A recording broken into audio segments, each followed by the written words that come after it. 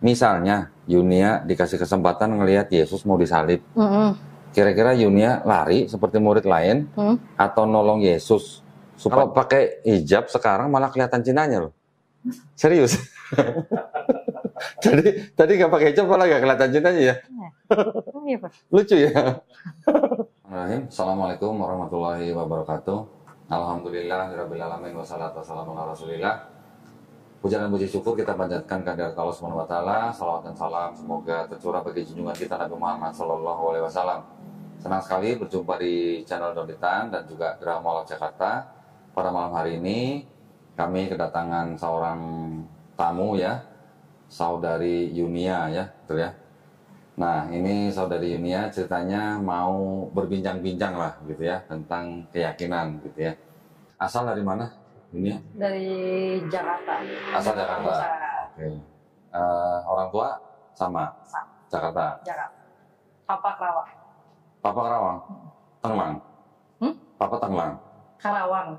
Iya, maksudnya Tangerang Chinese. Iya, Cina. Kok nggak kelihatan Cinanya? Cina hitam. C-nya siapa? C-nya apa papanya? Papa nggak tahu. Nggak tahu. Mamanya? Mama Lau. Oh, C-nya Lao. Selau. Gerejanya? Di GBI Rehuel. GBI apa GBDI? GBI atau GBDI sama? Beda. GBI Beto. GPDI kayaknya. GPDI. Berarti udah lama nggak gereja. Lama gereja makanya lupa ya. GPDI. Apa tadi? Rehuel. Di mana? Di Bungur. Oh, Bungur, Jakarta Pusat. Di Bungur, Jakarta Pusat. Terakhir kapan ke gereja? Terakhir pasti 4-5 tahun yang lalu. Bener? Bener? Terakhir udah lama sih, udah menengah. Gitu? Lama, udah ada 5 tahun yang lalu. 5 tahun? 5 tahun. Kenapa? Ninggalin gereja kenapa? Karena apa ya? Ada yang diragukan gitu atau gimana? Karena diragukan, jujur aku kayak pakai logika gitu. Karena pakai logika, jadi walaupun aku Kristen, dari kecil Kristen gitu ya.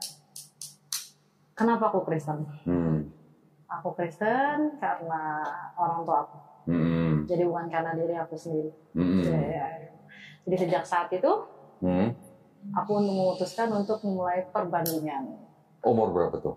Umur masih muda banget, masih 12, 13 lah, 12 sampai 14 tahun. Oh, udah mulai lah di situ kan, udah mulai bisa berpikir pakai logika tentang kehidupan seharian, yang mana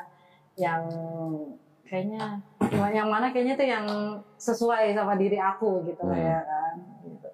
Jadi mulai ngebandingin antara semua agama, tapi yang lebih karena di lingkungannya cuman antara Islam sama Kristen, jadi yang lebih spesifik aku bandingin cuma Islam sama Kristen. Oke, emang dulu sekolahnya sekolah apa? Sekolah negeri. Oh, negeri. Sekolah negeri, sekolah biasa. 12-14 tuh berarti kira-kira SMA ya? SMP. Oh, SMP. SMP. Negeri, berarti banyak teman muslim. Banyak. Jadi mengamati teman-teman yang muslim. Karena dari kecil kan, dari dulu banyak banget kan, kayak namanya kayak perkelahian anak-anak kecil.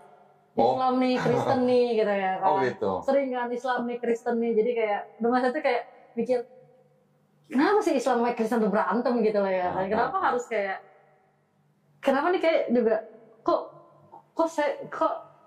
dicengin gitu loh. Kristen tuh dicengin banget gitu loh. Soalnya Kristen kan, dicengin sama teman-teman muslim. Karena mayoritas sekolah negeri itu kan banyak kan paling cuma kayak 3-5 orang doang yang Kristen. Oh gitu. Nah, selebihnya muslim nih ya kan. Jadi kayak kita tuh merasa kayak terasingkan gitu sama mereka. Karena mereka mayoritas lebih banyak gitu kan. Kok kenapa mereka kayak gitu? Kenapa kok kayak sombong banget gitu jadi orang Islam tuh kenapa gitu ya? Itu mungkin termasuk tuh. Itu termasuk gak tuh yang kecengin dulu?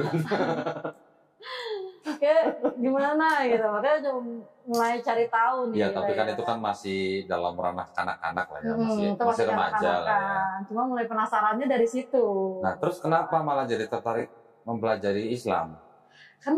Karena udah sekarang udah mulai dewasa gitu ya. Kamu menurut aku tuh kayak di Islam itu Setiap apa yang aku alami itu ada jawabannya di dia. Di Islam? Di Islam.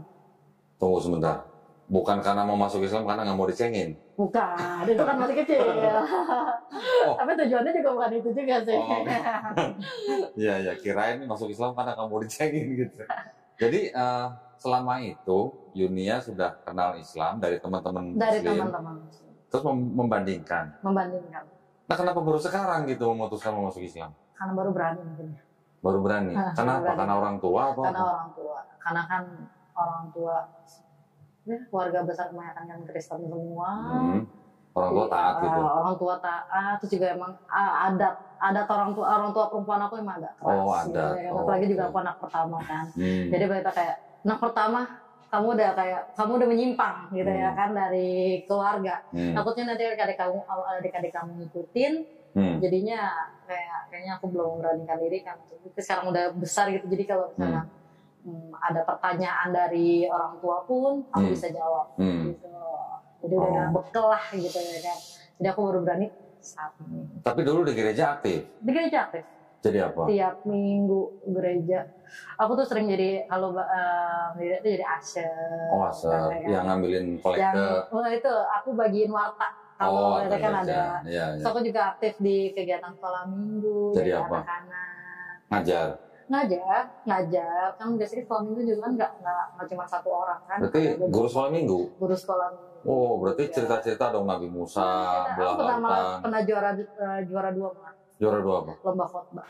Budih? Lomba khotbah itu apa? Udah bisa khotbah? Udah khotbah waktu itu. Waktu itu aku masih umur berapa? Waktu saya SMP juga kayaknya sih. Oh, SMP udah khotbah? Masih SMP, kayak khotbah sekolah minggu gitu ya kan. Jadi ceritanya juga tentang tokoh-tokoh Alkitab. Oh, oke. Kalau gue dulu kaget juga sih. Kalau gue dulu sama juara 2 lomba cepat buka Bible. Oh, mantap. Nemuin ayat gitu ya. Cari ayat, sebutin ayat. Oh, siapa yang paling cepat buka gitu. Oh, sih sering banget sih kayak gitu. Gitu ya. Oh, berarti aktif di gereja. Sampai aku sekolah juga dibiayain sama gereja. Serius? Hebat ya. Gereja biayain sekolah. Ya, gereja biayain sekolah SMA karena SMA. Walaupun sekolahnya di negeri. Di negeri. Aku SMA swasta, cuman swasta juga bukan sekolah Kristen. Oh gitu. Oh yang negeri SMP. Negeri SD sama SMP. Oke. SMA-nya aku masuk swasta, bukan swasta Kristen. Tapi bukan sekolah Kristen. Oh. Swasta biasa. Yayasan. Oh yayasan. Ya, sekolah yayasan tapi bukan. Ya berarti termasuk aktif loh yang di gereja ya berarti. Aktif, ya? Makanya itu gereja mau lah bantu aku. Sampai biayain. Nah, karena kalau nggak aktif juga gereja juga nggak akan kenal aku siapa. Setelah lulus SMA sama gereja nggak dibiayain ke STT gitu? Enggak. Kok ketawa sih? Enggak. Kenapa? Karena nilai SMA-nya jelek kali? Enggak sih sebenarnya. Atau mungkin udah jarang ke gereja? Bukan. Karena aku tuh jujur dari kecil itu, ibarat kata dibilang anak mandiri. Aku nggak besar sama orang tua aku. Oh gitu. Aku besar kebanyakan sama nenek aku. Oh, neneknya Kristen juga? Neneknya Kristen juga. Oke. Gitu. Lebih militan mana neneknya sama orang tuanya? Lebih apa? Militan. Lebih taat mana? Lebih taat nenekku. Oh kan, biasanya gitu. Lebih taat. Nenek saya juga dulu lebih taat ke gereja daripada mama saya. Lebih taat ya. Aku sampai 2 gereja tuh ya kan. Oh ya? Cuman lebih aktif aku yang lebih masuk di satu gereja yang aku tekunin. Gitu, ya kan. Nah, sekarang baru berani mau masuk Islam. Gimana ceritanya? Kok baru sekarang beraninya gitu? Apa mungkin sudah mandiri atau gimana? Ya karena sekarang berarti aku juga udah nyari uang sendiri ya gitu. Oh, udah jadi mereka kayak gimana aku tuh udah aku yang nentukan sendiri gitu ya kan. Mau dibawa kemana hidup aku juga aku berani untuk resikonya sendiri juga. Oke. Nah terus tertariknya sama Islam apa? Tertariknya sama Islam apa ya? Ngapain masuk Islam? Itu dia. Kalau dari perbandingannya gitu, lebih masuk akal tuh di agama Islam. Lebih masuk akal di agama Islam. Jadi yang banyak hal yang nggak aku pelajarin di Kristen gitu ya kan. Aku baru tahu juga semenjak ini. Oh iya juga gitu ternyata. Gitu. Contohnya bisa kasih contoh nggak kira-kira? Contohnya apa ya? Ini penting nih ya soalnya. Ini penting. Maksudnya berkaitan dengan akidah gitu masalahnya. Iya sih. Temen aku cerita tentang tentang Yesus gitu? Enggak, maksudnya tentang kehidupan dulu kali ya. Bukan, maksudnya yang menjadikan salah satu hal buat Junia untuk tertarik atau mantap masuk Islam apa? Mantap masuk Islam itu nggak sih, kalau alasan dari hal Tuhannya sendiri gitu ya kan. Karena aku meyakini kayak Tuhan itu cuma satu. Ya kan? Esa. Esa. Malah aku kaget lagi di gereja, aku pernah ngedatengin satu gereja. Itu di penutupan doanya itu ya kan, ketiga yang Esa. Aku mikir aja sambil aku berdoa sambil amin, tapi ketiga yang Esa gitu loh. Aku jadi yang tadinya aku misalkan kayak berdoa khusyuk gitu ya kan.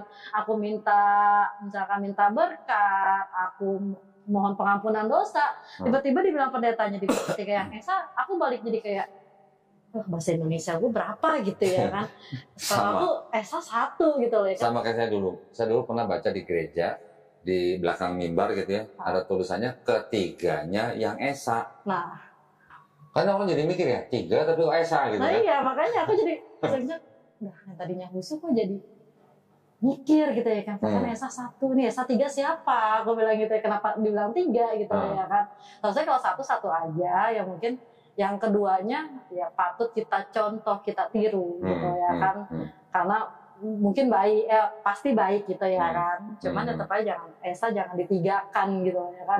Kita cukup fokus sama yang 1, tapi ajaran untuk yang keduanya itu kita tetap ikutin gitu loh. Maksudnya maunya aku, cuman entah mereka yang salah atau salah buat lagu, aku pikir ya kan, atau salah buat statement apa kayak gimana kita nggak tahu deh ya kan.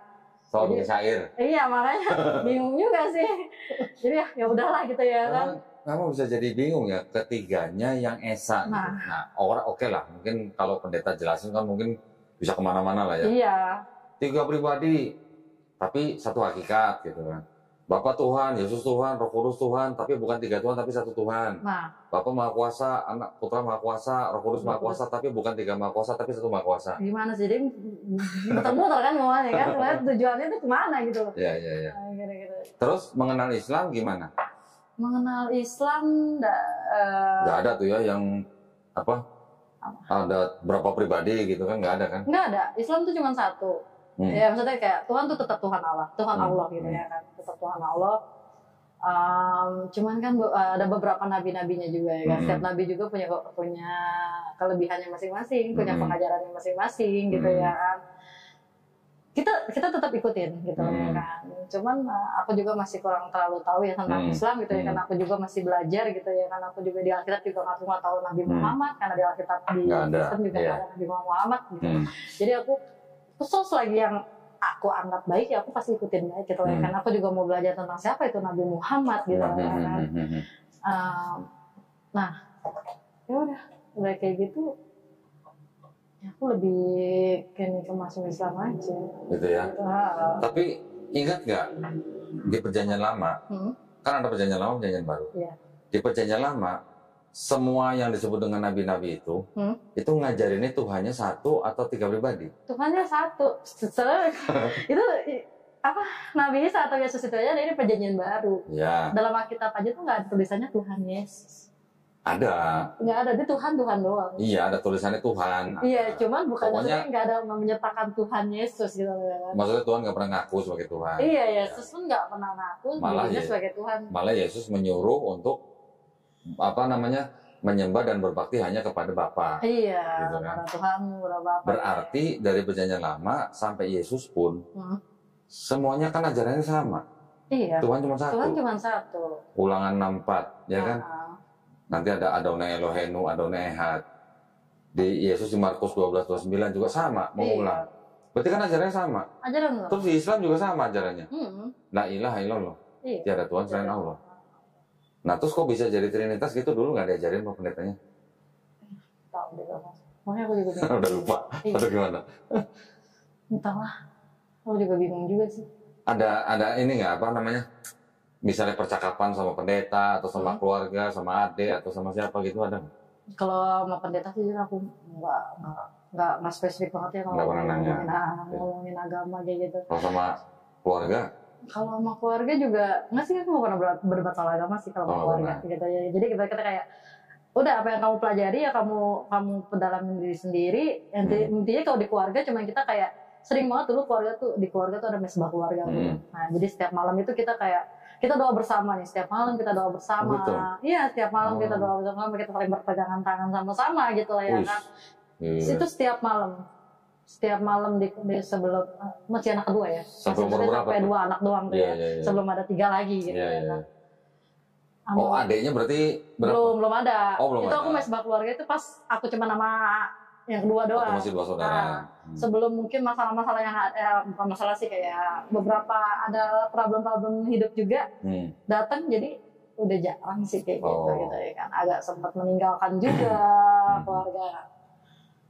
Jadi ya tapi maksudnya gini sekarang nih, Yunia ya. Sekarang mau meninggalkan Kristen. Kan di Kristen Yunia dari dulu mungkin sampai tadi mungkin masih percaya bahwa Yesus kan sudah mati di atas kayu salib buat nebus dosa Yunia. Gimana? Masih percaya begitu atau mau ditinggalin? Atau ada yang mau ditanyain? Masih, kalau untuk itu aku nggak terlalu, maksudnya kalau yang nggak terlalu berhubungan banget sama kehidupan saat ini gitu loh. Aku nggak kurang mendalami. Berarti udah nggak percaya kalau Yesus mati di atas kayu salib buat nebus dosa Yunia? Dibilang nggak percaya juga nggak juga, dibilang percaya juga nggak juga gitu loh. Nah, karena aku masih belajar tentang hal itu, belum sampai ke situ sih. Jadi nah sekarang gini, contoh lah, anggap aja sebagai orang Kristen, Yunia kan percaya bahwa Yesus sudah mati di atas kayu salib buat nebus dosa Yunia. Sebagai orang Kristen, berarti Yunia cinta sama Yesus dong? Iya. Ya dong. Misalnya Yunia dikasih kesempatan ngelihat Yesus mau disalib. Kira-kira Yunia lari seperti murid lain, atau nolong Yesus supaya nggak disalib, atau bantuin tentara Romawi salib Yesus? Ya kalau kita percaya sama dia, harus kita nolongin dia lah. Nolongin supaya disalib? Supaya enggak. Supaya nggak disalib. Supaya nggak disalib. Berarti kita juga, kita mengorbankan diri kita juga gitu loh. Kalau kita percaya sama dia juga gitu. Terus kalau nolong Yesus supaya nggak disalib, nggak ditebus dong dosanya? Makanya. Ya makanya. Bingung juga aku deh. Oh ya makanya. Di mana ditebus juga? Kan rumusnya kan Yesus mati di atas kayu salib untuk menebus dosa Yunia kan? Kalau Yesus tolong Yesus supaya nggak disalib, nggak ada penebusan dosa dong. Tapi waktu di Alkitab memang di Alkitab memang tertulis ya kalau Yesus mati itu untuk penebusan dosa manusia ya. Tapi kan itu ajarannya Paulus. Iya kan? Bukan perkataan Yesus. Bukan perkataan Yesus kan? Makanya yang bilang Yesus mati di atas kayu salib kan bukan untuk menebus dosa manusia, itu kan Paulus. Nah iya, makanya aku emang Alkitab ada ya. Karena Yesus kan ngomong kayak gitu. Nggak bilang juga di atas dia mati itu kan itu. Dia kan mati kan karena sih aku lupa deh. Ya kan karena diserahkan sama imam Yahudi kan, ditangkap. Iya kan, karena dia kan dianggap menghujat gitu lah. Mengambil diri dia itu Mesias gitu ya kan. Ya anak Allah gitu lah. Iya, jadi dia atau menyebut dirinya Allah gitu lah. Karena kayak gitu kan. Makanya ditangkap. Jadinya ada kan. Nah iya, ajaran gereja yang bilang kalau Yesus mati di atas kayu salib untuk nebus dosa Yunia kan Paulus. Dari Paulus kan. Makanya saat ini untuk saat ini makanya aku nggak kurang percaya gitu. Untuk itu aku bimbang. Karena itu juga berarti aku bimbang. Nah, karena ya nggak ada. Sekarang ingat nggak Yunia? Yang menyerahkan Yesus ke imam Yahudi siapa? Yang berkhianat. Yudas Iskariot. Nah, Yudas Iskariot bisa menyerahkan Yesus ke imam Yahudi karena apa? Uang. 30 keping perak. Iya. Tapi sebelumnya waktu perjamuan kudus apa? Dia dibisikin sama siapa? Setan. Siapa? Iblis. Iya. Betul apa enggak? Iya. Ini udah lama gak baca Bible nih pasti. Iya, udah berapa tahun. Benar kan? Kalau iblis gak membisiki Yudas, kira-kira ada penebusan dosa nggak di atas kayu salib? Kalau iblis enggak? Kalau iblis nggak bisikin Yudas, bakal ada penebusan dosa di atas kayu salib nggak? Mungkin bakal ada. Dari mana?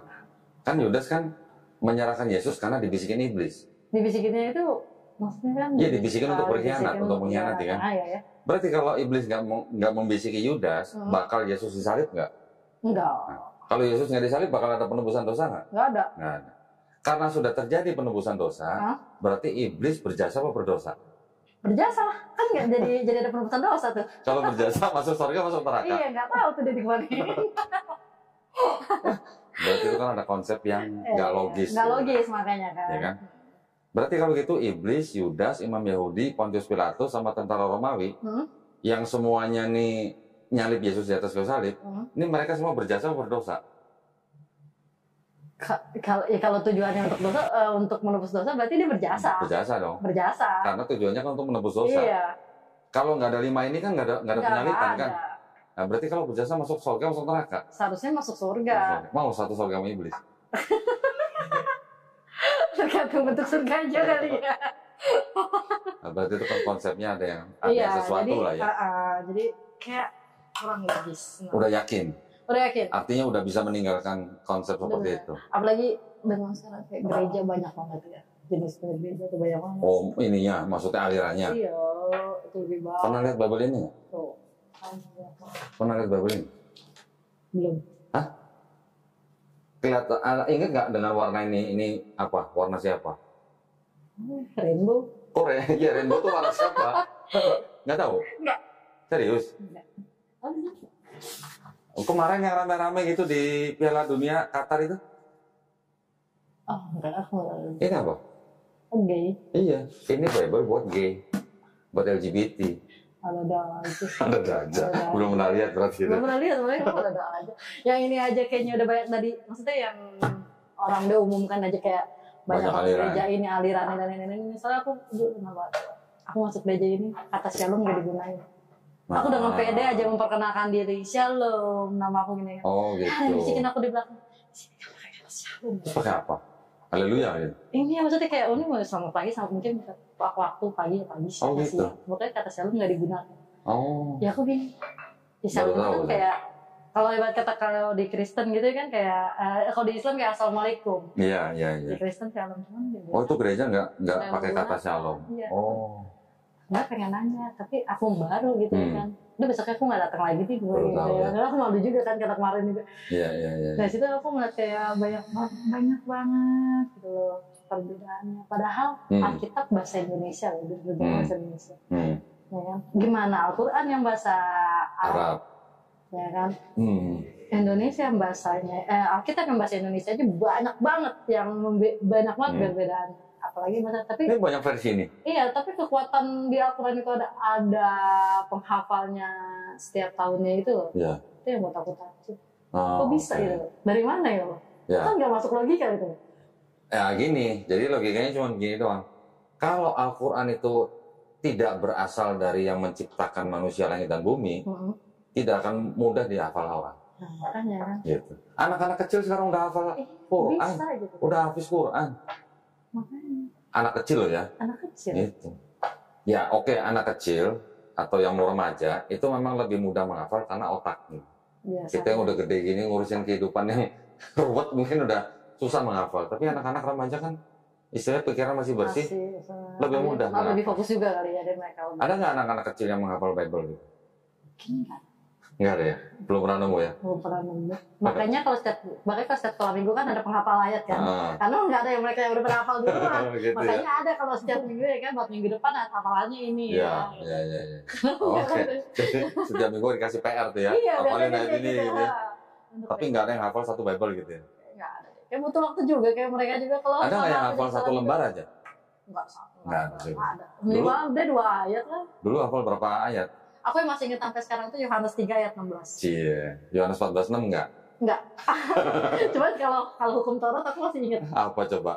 Pertama. 10 perintah maksudnya? Iya, hukum Taurat ya kan. Apa coba? Pertama tuh jangan ada padamu Allah lain di hadapan aku. Coba kalau itu diterjemahkan ke bahasa Arab. Bahasa Arabnya apa? Aku nggak tahu. La ilaha illallah. Coba. Iya dong. Iya, makanya. Itu aja di situ udah ada kan? Tidak jangan ada padamu ada Allah lain. Iya, berarti kenapa apa? sama ini? Nah, itu dia makanya. Makanya tuh bingung. Sekarang kalau jangan ada Allah lain, ini kata Allah sebenarnya bermasalah, tapi nggak apa-apa lah kita bacain aja kan. Iya, jangan ada Allah lain di hadapanku. Berarti apa? Nggak boleh dong menyekutukan Tuhan yang Maha Esa dengan Tuhan yang lain dong. Itu kan dalam bahasa Arabnya la ilaha illallah. Ada Tuhan selalu. Sama sebenarnya pesannya kan, gitu. Mungkin belum banyak tahu tentang Islam lah ya. Tetapi nanti kalau makin lama, makin dalam, makin tahu, makin takjub. Iya. Untuk sedikit aja aku udah Iya. Apalagi nanti kalau belajar tentang kehidupan Rasulullah Nabi Muhammad SAW. Apa yang dilakukan? Memang banyak inilah ya tudingan-tudingan. Tapi yang menuding itu biasanya orang yang tidak tahu, nggak tahu apa, nggak tahu bahasa Arab, nggak tahu konteks, nggak tahu sejarah, nggak tahu latar belakang. Biasanya begitu. Nah, indah Islam. Kira-kira indahnya apa? Apa ya? Aku kayak apa ya? Aku juga mungkin Kristennya juga belum terlalu yang Kristen banget juga ya. Aku tapi kan udah ngajar sekolah minggu. Iya, tapi menurut ilmu aku juga belum seperti kayak pendeta tahu ya. Indahnya itu yang aku tuh sering kayak posisi antara pria dan wanita. Dipisah. Kayak, atau gimana? Kewajiban kalau udah berumah tangga, kok masih kan perempuan itu harus nurut banget sama laki-laki gitu ya. Kayak ini nggak adil banget gitu untuk wanita. Nggak adil? Iya, kayak nggak adil banget untuk wanita gitu. Apa-apa harus ini suami, apa-apa harus tentang suami, apa-apa harus begini dilarang, apa-apa harus begini, gini. Itu kenapa gitu loh? Kok nggak adil banget? Kayak banyak banget. Sedangkan laki-laki cuma tugasnya kayaknya sedikit gitu ya kan. Kata siapa? Nggak ngerasain pusingnya cari nafkah dia. Tapi pas aku iniin gitu ya kan, suami itu tuh bertanggung jawab kalau udah bersuami ya suami istri gitu ya.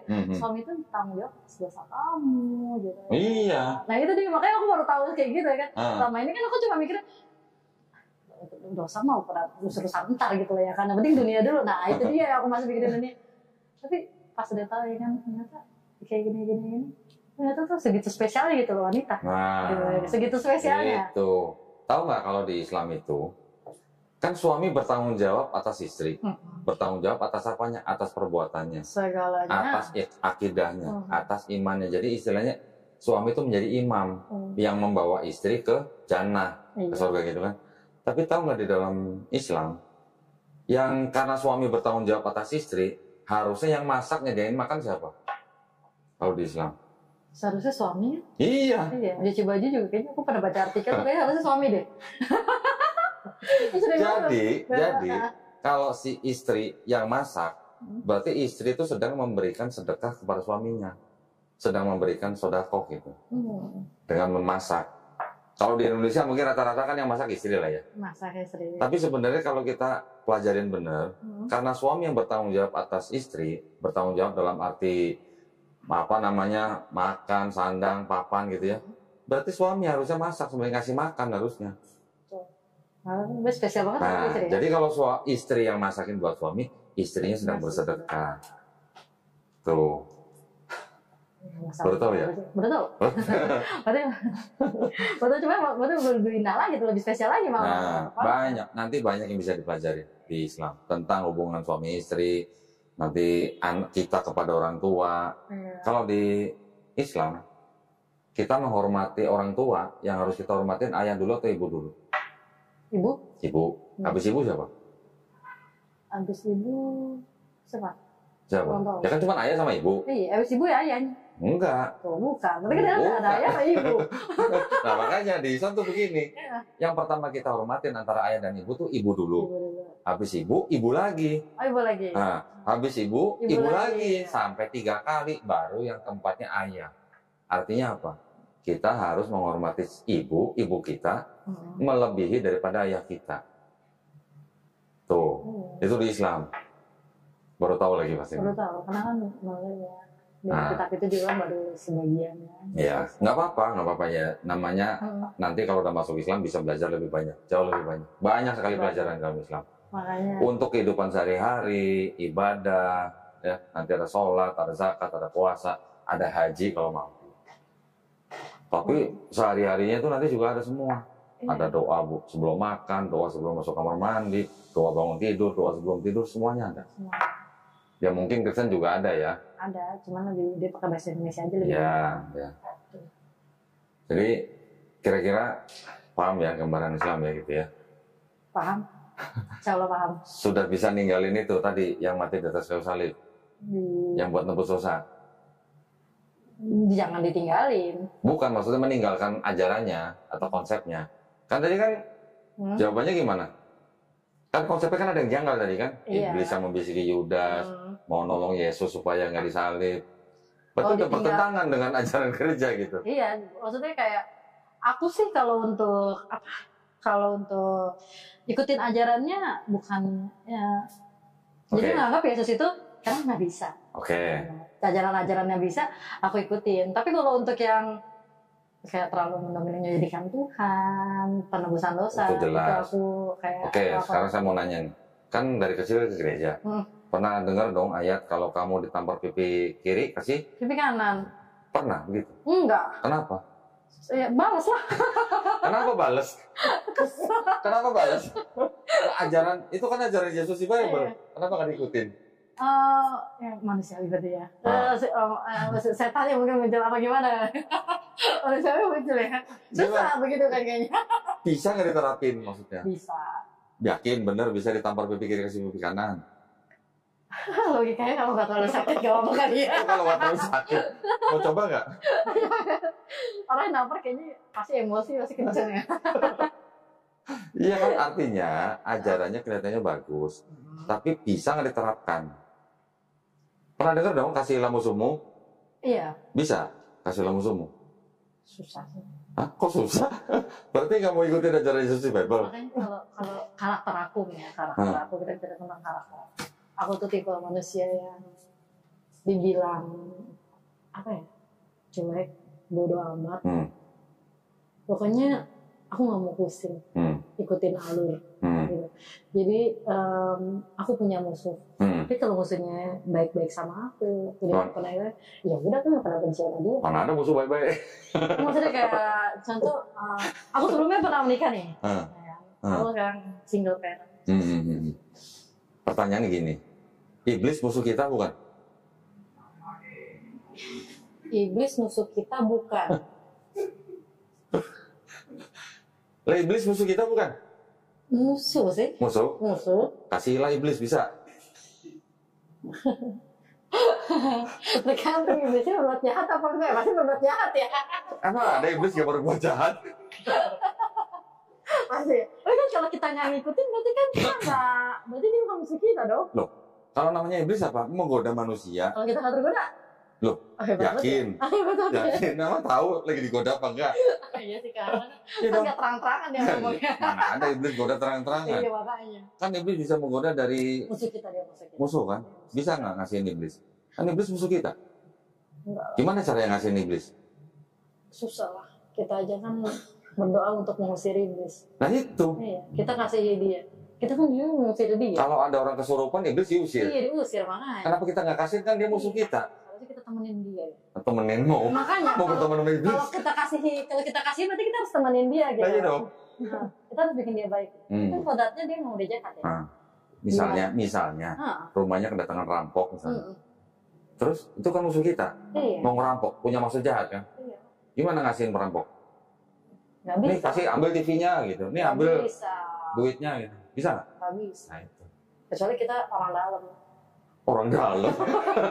Maksudnya temen perampok. Nggak mungkin kan? Itu berarti ngerampok rumah orang. Itu kan kalau ngerampok rumah orang. Itu rumah kita yang kedatangan rampok. Masa orang dalam bagaimana? Nggak mungkin kan? Berarti nggak logis dong. Nah itu makanya. Ya, paham maksudnya ya. Jadi ada sebuah ajaran yang kelihatannya bagus, tapi too good to be true gitu kalau bahasa Kerawangnya. Iya. Apa tuh? Too good to be true. Artinya terlalu muluk-muluk gitu. Nggak bisa diterapkan. Nggak baik untuk kasihlah musuhmu gitu masalahnya. Kalau di Islam, di Islam, kalau kita dizolimi orang atau ada orang jahat kita, kita boleh balas yang setimpal. Ya, kita boleh balas yang setimpal, tapi mengampuni itu lebih baik. Oh iya. Itu kalau di Islam. Jadi bukan berarti tampar pipi kiri kasih pipi kanan. Pelajarannya juga lebih jelas ya. Iya. Ya kan? Jadi artinya kalau kita dizolimi orang, dijahatin orang, kita boleh balas, tapi yang setimpal, nggak boleh berlebihan. Iya. Tapi kalau kita mengampuni itu lebih baik. Kira-kira bisa diterapkan yang mana? Yang Islam lah. Di pelajaran Islam. Betul. Lebih real. Dia sudah kasih musuh. Paham ya? Gimana ngasih? Kalau kita satu lagi nih. Kira-kira satu lagi nih. Waktu Yesus di atas kayu salib, pasti tahu dong yang dekat di salib itu siapa? Perempuan yang dekat di salibnya Yesus siapa? Bunda Maria. Bunda Maria. Pernah nggak ngelihat foto atau gambar Bunda Maria di bawah salib Yesus? Foto Yesus lagi salib. Itu Bunda Maria nangis apa ketawa? Nangis. Kenapa nangis? Sedih lah anaknya digituin. Kenapa sedih? Kan anaknya digituin. Disalib. Emang berarti Bunda Maria nggak tahu dong kalau dosanya ditebus? Iya. Kalau tahu begitu tebus ngapain dia nangis? Harusnya kan berbuat baik anaknya. Cuman mungkin namanya keibuan yang nggak tega kali ya. Loh. Kita sebagai ibu nih. Iya. Kita tahu waktu nolong orang. Iya. Anaknya jadi penebus dosa seluruh manusia nih anaknya. Berarti kan berjasa besar loh. Tapi dengan cara disalib. Nangis apa ketawa? Atau senang? Seharusnya. Dosa ibunya juga ikut ditebus. Iya, seharusnya senang. Harusnya senang. Terus sebagai keibuan kan nggak tega. Nah. Secara real. Berarti gitu ya. ada kemungkinan nggak sebenarnya Maria yang nangis di bawah salib Yesus itu sebenarnya nggak tahu kalau Yesus tuh mati untuk menebus dosa. Nggak tahu. Nah, terus yang ngasih tahu siapa? Yang tebus dosa.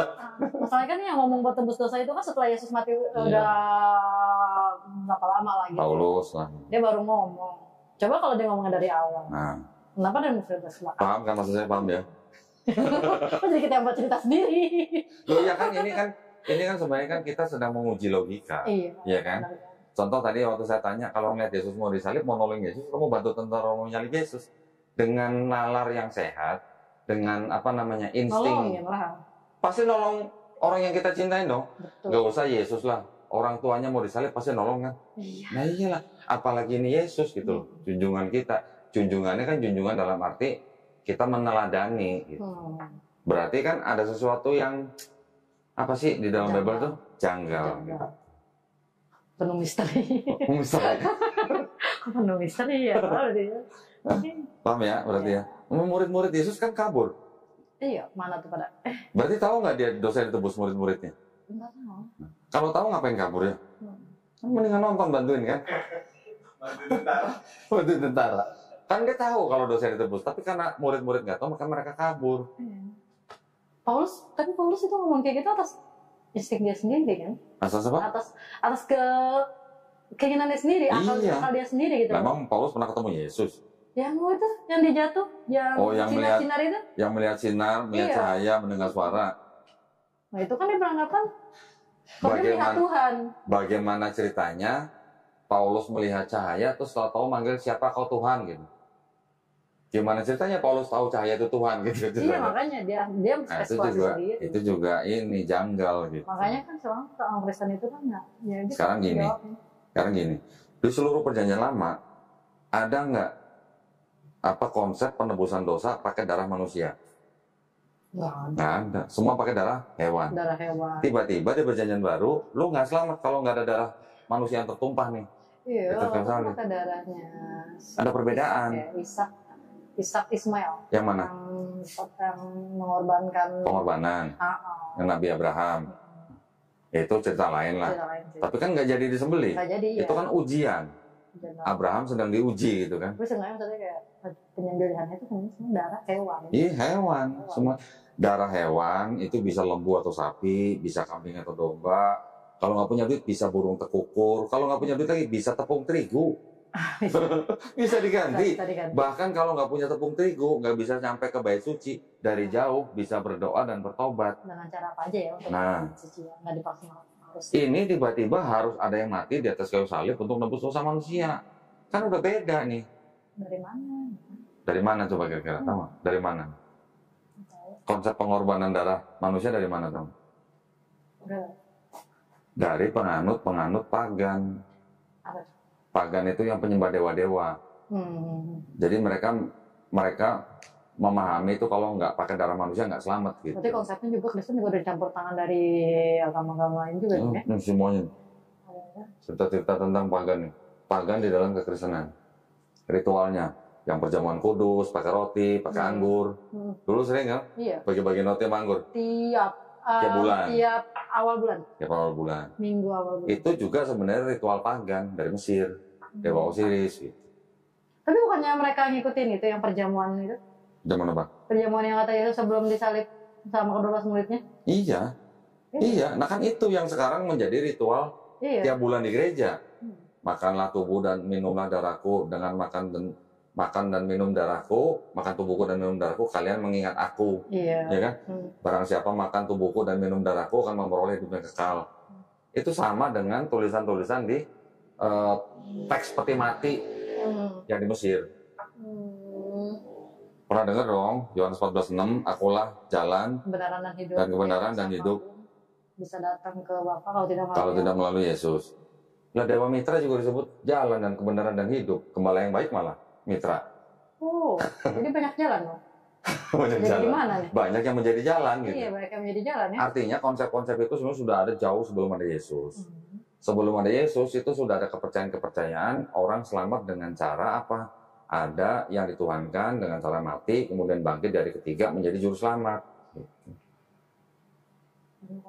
Nah, Islam nggak kenal yang gitu-gituan. Iya, langsung udah tujuannya udah satu. Kalau di Islam mau selamat, ya ngikutin perintah. Iya, nggak mau yang melanggar perintah ya nggak selamat gitu aja. Sama sebenarnya dengan di Perjanjian Lama. Perjanjian Lama apa? Yang mati itu yang berdosa. Seorang anak tidak menanggung kesalahan ayahnya, seorang ayah tidak menanggung kesalahan anaknya.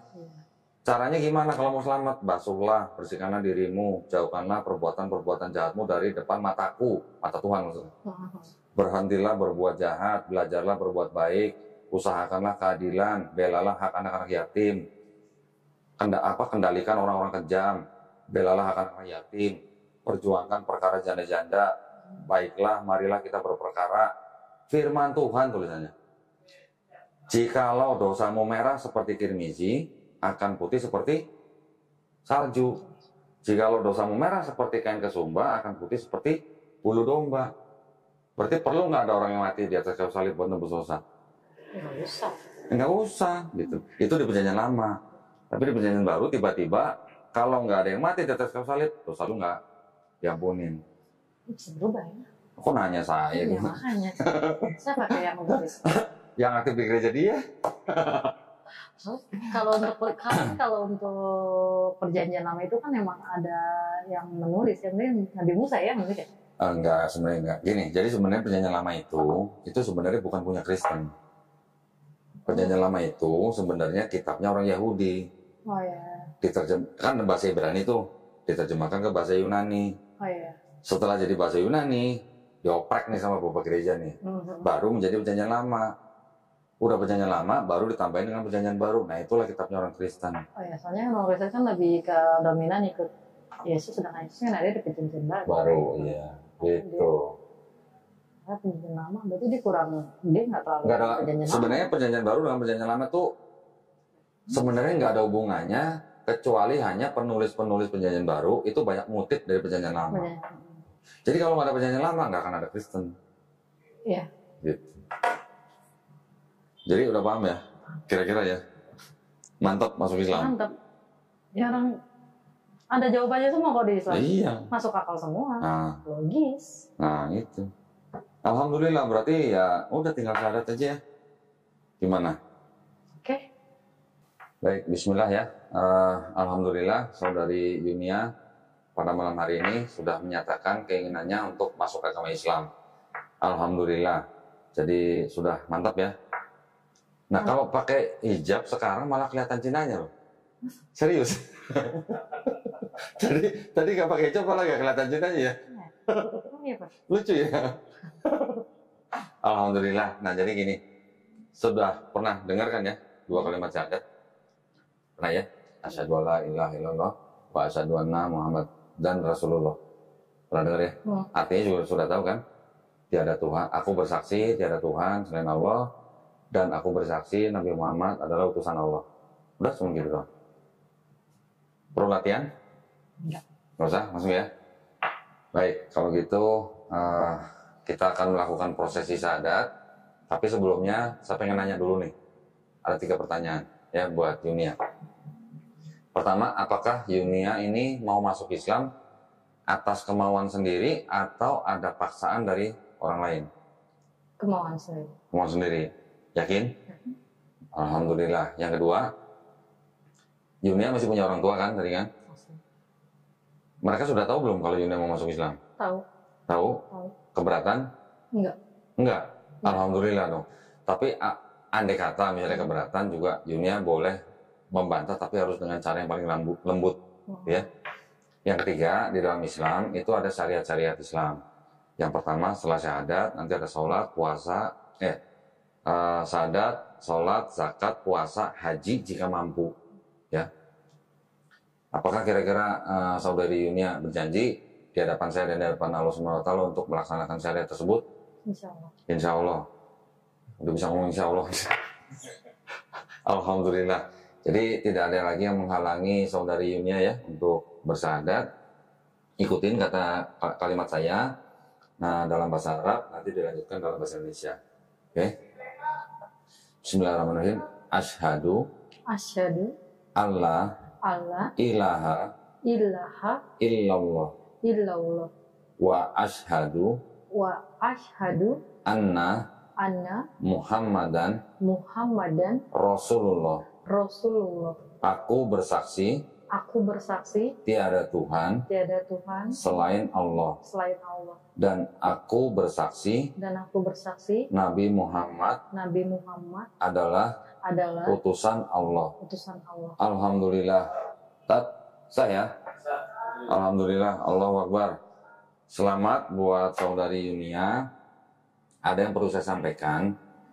Kalau di dalam Islam itu kita memahami begini. Setiap bayi yang lahir itu sebenarnya fitrahnya adalah muslim. Muslim adalah orang yang berserah diri hanya kepada satu pencipta atau satu Tuhan. Jika bayi ini nanti besar, dia menjadi Kristen, Yahudi atau Majusi, itu karena orang tuanya. Tetapi ketika dia mengenal Islam, atau mungkin dia sampai menerima Islam, bahkan sampai dia mau masuk Islam, itu artinya sebenarnya dia bukan pindah agama. Tapi sebenarnya itu kembali ke fitrahnya, kembali ke fitrah sebagai orang yang muslim gitu. Ya, muslim itu artinya orang yang berserah diri kepada satu Tuhan. Dan di dalam Islam kita juga memahami, setiap orang yang masuk Islam, itu insya Allah dosa-dosanya diampuni. Dari mulai akil balik sampai dia masuk Islam. Insya Allah ya, dosanya semua diampuni. Tetapi, ya, kebaikan yang sudah pernah dilakukan, dari mulai akil balik sampai masuk Islam, itu nggak dihilangin. Tetap dicatat sebagai pahala, insya Allah. Jadi dosanya diampunin, kebaikannya tetap dicatat. Ya, Alhamdulillah. Oh ya, sebentar.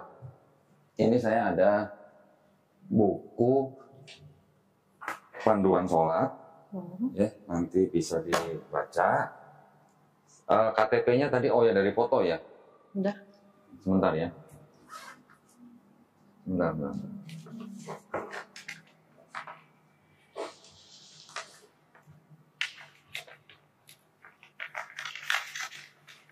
Ini juga ada sedikit uang.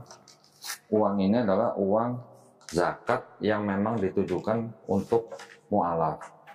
Mu'alaf adalah salah satu pihak yang berhak menerima zakat dari 8 asnaf, 8 golongan. Salah satunya adalah mu'alaf. Jangan dilihat jumlahnya, diterima aja dengan baik ya. Ini tolong diterima aja. Terus kemudian nanti sebentar, KTP-nya kan tadi sudah dikirim pakai foto ya. Nanti kita akan keluarkan sertifikat. Nanti tolong mau PDF-nya aja atau mau di print? Bebas. Kalau PDF aja, kalau PDF aja nanti bisa di print sendiri.